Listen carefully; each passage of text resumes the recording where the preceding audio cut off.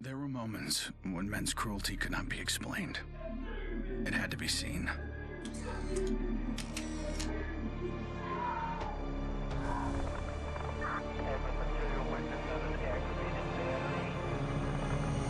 The perfect shot pierced our numbness, sent up a flare to save the next generation, and said, "This is where we've been. Don't follow." Then there was no one left to heed the warning. The only one left to save was yourself. My earliest memory is war. It was a conflict so complex that it could never be resolved.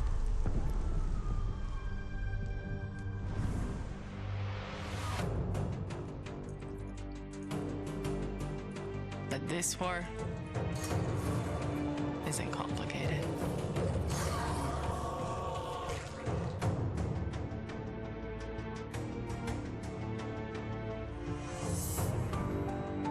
Death is still heartbreak.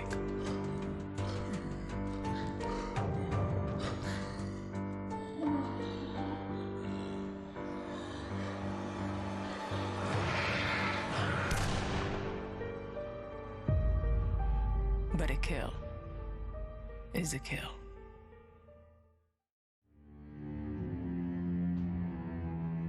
Don't play in the dirt, Ethan. Stop fighting, Ethan. Be polite, Ethan.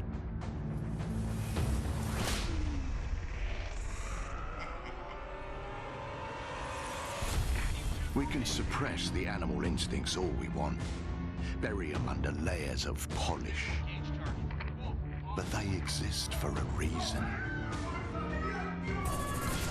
When we lived in a genteel fairy tale world, somebody did the dirty work out of sight.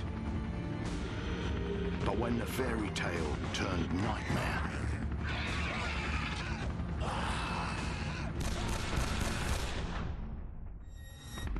those instincts were the only thing that kept us alive.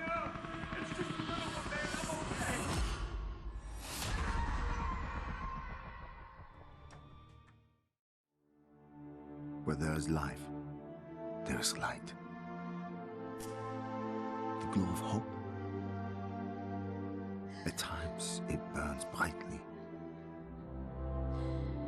but dwindles and fades.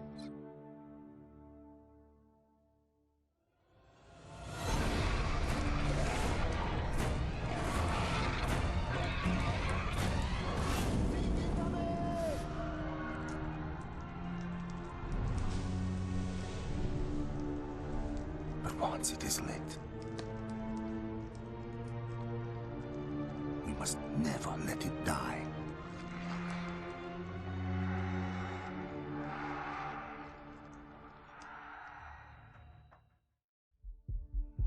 There's never a moment when you forget. It's there when you fall asleep and when you wake up.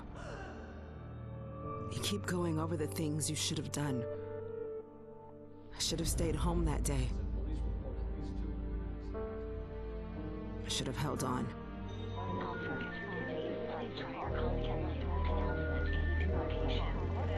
The agony is always there. But I've learned to live with it. Because the only thing stronger than regret is hope.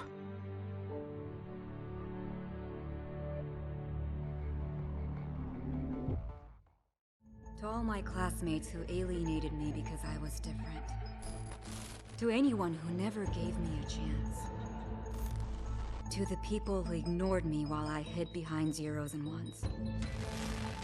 Thank you.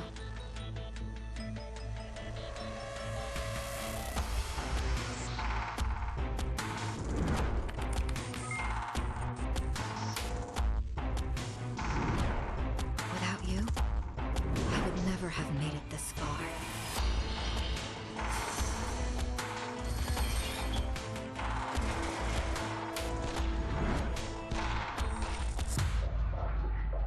would have been weak and dependent.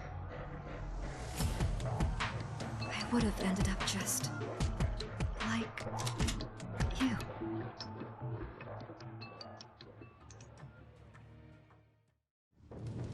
We're so small, really. Insignificant.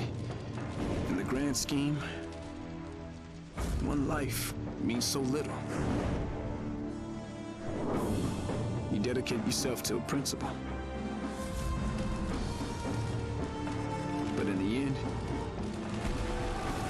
it's out of your control.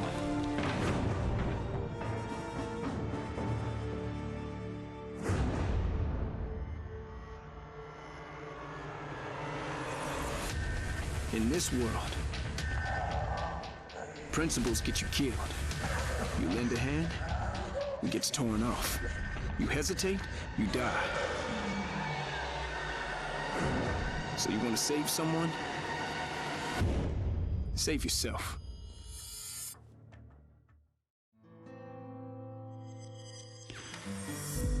I was born into this life. I suffered for it. And reaped the rewards. I could tell you that I didn't want it. That I tried to get out. But I got no reason to lie anymore.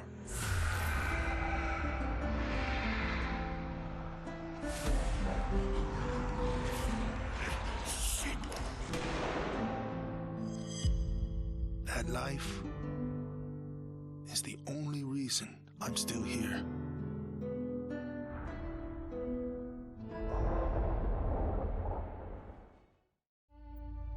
I was never afraid of Cachet the Deathless. I laughed at the fairy tale of this undead phantom. A woman of science would never fear such silliness. But what do we know?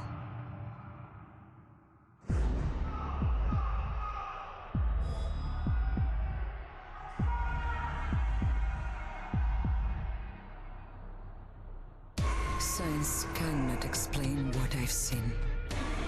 And in the face of such horror, there is no logic.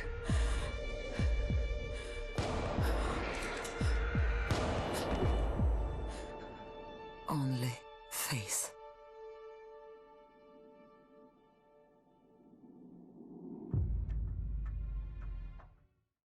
I was just a boy when the Soviet Union collapsed. The nation was divided in two. Those with power, and those without. At 8 years old, I learned the price of weakness. And I vowed never to pay that price again. I became the strong man. I gathered wealth, influence, and power. But nature is indifferent to the hierarchy of men. Once more, she burned my world to ashes, leaving only bitterness and the rage I would need to survive. People don't believe something can happen until it does. They live in cheerful ignorance of the coming storm. I could see nothing else. When it finally arrived, I felt relief. At least now the danger had taken shape. Now, I had a target.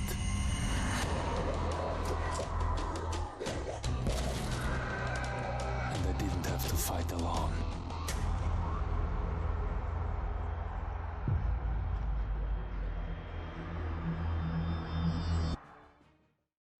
I will not be welcome in the kingdom of heaven.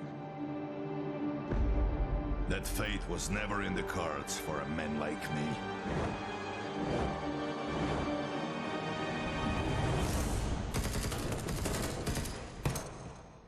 Lord had other plans.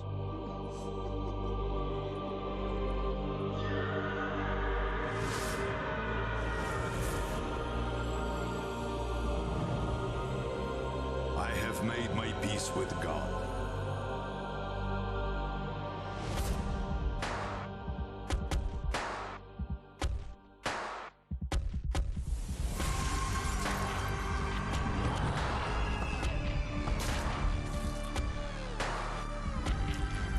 He is with me in this life.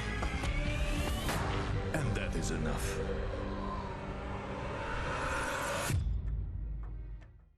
Growing up in Tokyo, you either became a salaryman or you were a waste. If you asked around, it's safe to say I was the latter. They said I lacked self-control, that I shamed my family. So my father sent me off to relatives in the States. Turns out, Americans care a lot more about earnings than honor.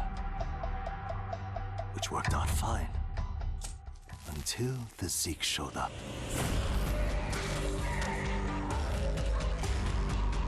The Japanese decided to evacuate. They didn't have the firepower to fight. But I had special skills.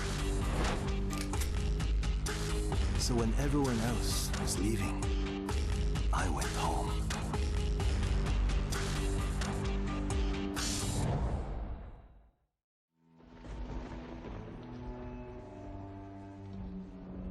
I always wanted to be a cop. Thought I could do some good. But the scum on the street kept destroying lives. While I was wrapped up in red tape.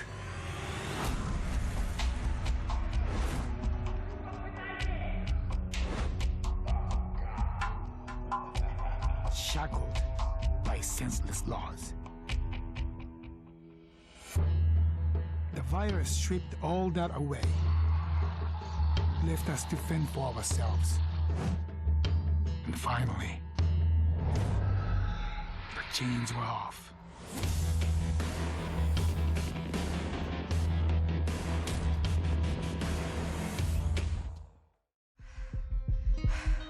Nobody expected a 9-year-old girl from Tokyo to be fascinated by guns. Nobody imagined a 22-year-old university senior would drop out and train for the biathlon. Nobody believed that the daughter of a salaryman could win Olympic gold. And nobody predicted that a necrotic plague would decimate our planet's population. But life is all about the unforeseen.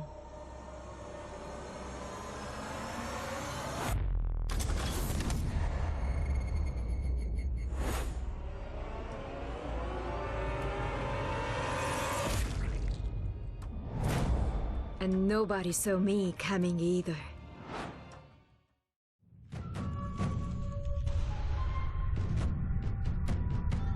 I was 11 years old the first time I felt the ground shake. My instinct was to leave. But my grandparents wouldn't hear of it. This is our home, they told me. We don't leave. I came to live by that code. Earthquakes, tsunamis, typhoons, they're all part of life here. We accept them. We don't leave. When the evacuation was announced, I rejected it. This wasn't our way. Then I saw them. And I understood. This wasn't another disaster. This was a war.